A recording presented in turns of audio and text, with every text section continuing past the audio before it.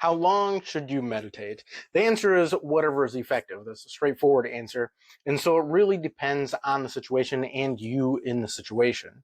So a few weeks ago, when I found my father on the floor and he didn't make it, he passed.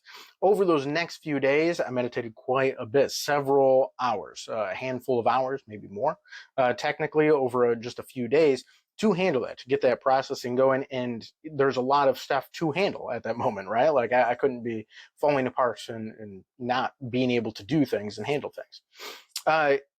But over a little while now, over the last couple of weeks, I'm just decently stretched thin, right? And just logistically, time-wise, I'm have the political position, running a township supervisor, so running a township.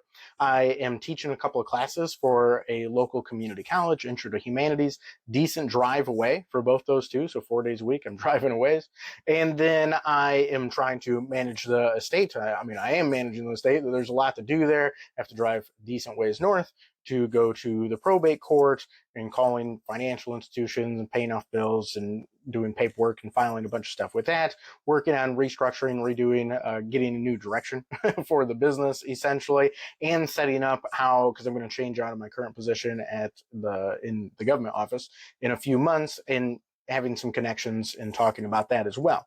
And so over that period of time, I've been meditating a small amount, basically in the morning when I wake up sometimes and sometimes before I go to sleep, but not a huge amount of focus on it, but enough to keep up with the normal stressors that I'm doing. And so we're looking at 5 to 10 minutes in the morning and night, something like that. Not a huge amount. But there are other times where I really sit down and do a decent amount. I mean, today I'm probably over half an hour and less than an hour, somewhere in there and it's a good day for it. It's a Sunday. And so getting a little more time here before I hit, a faster pace again, starting tomorrow, although decent amount on the to-do list today for all those different jobs and organizations and things that I'm connected with anyways. And so it really fluctuates at the time. But if you have the skill set, if you have the ability to meditate, you can choose. So it's not too big of a deal because it's there when you need it. So you just have to develop the skill set before you need it.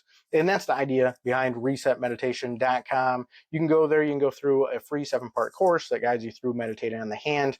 And that shows you everything you need. You can keep going from there. If you also want coaching to add on top of that, then we offer that as well.